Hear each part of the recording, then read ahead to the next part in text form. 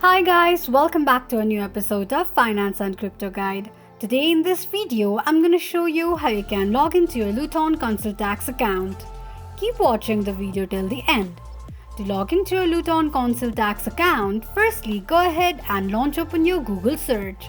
On the search box at the top, type in connect.luton.gov.uk and make a search.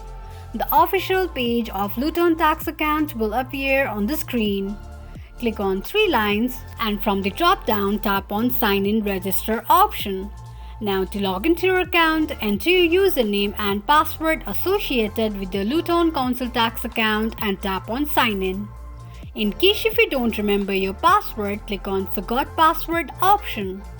This is how you can log into your Luton Council Tax account quickly and easily just in few steps. If you have any thoughts or queries, let us know in the comments section. Don't forget to subscribe to our channel. Also press the notification bell icon so that YouTube will notify you whenever we post a new video. I hope this video was helpful to you. Thank you so much for watching.